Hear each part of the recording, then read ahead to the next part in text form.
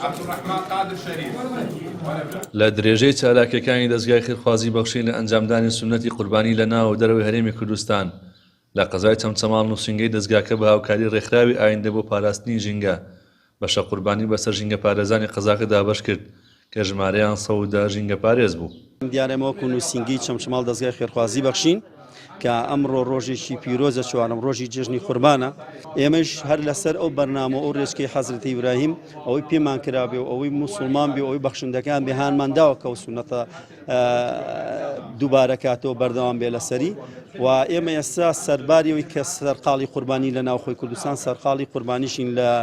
بۆ غەزا و بۆ ئەفریقیا و بۆ وڵاتە کەم دەرامەتەکان دیار ئێمە ڕخنەمان لێ ژیراکە ئێمەم قوربانیابان ئەبینە دەرەوە من خۆم بەش بە حاڵی خۆم لەم شارەیە ئەوەی پێم کرابێ سێ ڕەشە وڵاخ و تقریبا 600 حیوانم سەر بڕیوە و سواز بخوا کە ئەمڕۆ توانیمان 110 نەفەر ژینگە پارێزی چەمچەماڵ بانکەین لەم بەشە گۆشت و قوربانیە بەشداریان کەین و هەم بۆ بەرەکەتی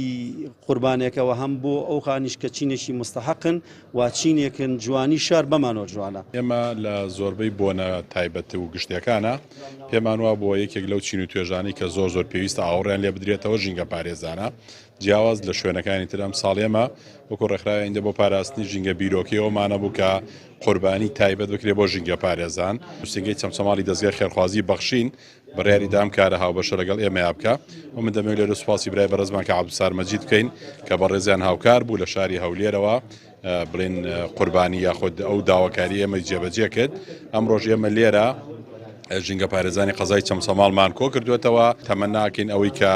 لە توانامانە بێ پێمان کرابی وەکو هاوکاری پێیان بدەین. سەرپەرشتاران و ژینگە پارێزانیش ستایشی دەستگای بەخشین و ڕێکخراوی ئایندە دەکەن کە هەمیشە لە هەموو دۆخێکدا ژینگە پارێزانیان لەبیر بووە. وەکو کۆمپانیای ئانزۆ وەکو ژینگە پارێزان وەکو سەرپەرشتاران وەکو کامل ساف دەستخۆشی تەواوەتیمانەیە بۆ ڕێکخراوی ئایندە بە پاراسی ژینگە کە هەمیشە ئەم ژینگە پارێزانی لە یاد نەکردووە و هەمیشە خەمەکانی گەیاندون و باسی کردوون و هەر شتێکیان لەدەست بێ بۆ ژینگە پارێزان کردوانەوە دەستخۆشیمان بۆ دەستگای بەخشین هەیە کە هەساون بەم خێر و خێراتە خۆی گەورەلیان قبولکە و نمونیان زیاد بێت. وای دەستخۆشی لە ڕێکخراوی بەخشینەکەم بەڕاستی جێدەستیان دیارە بەڕاستی دەستخۆشیان لێکم جێ ڕێز و شانازین ئێمەش وەکو لە شاری چەمچەماڵ وەکو ژینگە پارێزان هەموو ساڵێک دەستگای بەخشین بەڕاستی هاوکاریمانەکە دەستگیرۆیمانەکە دەستخۆشیان لێکەین. یەکێک لە حکمت و جوانەکانی دروشمەکانی ئیسلام لە نێوانیشاندا سونەتی قوربانی دڵخۆشکردنی ماڵە هەژار و کەم دەرامەتەکانە و هۆکارێکیشە بۆ نەهێشتنی چینایەتی و ئیرەی بردن لە نێوان تاکەکانی کۆمەڵگەدا.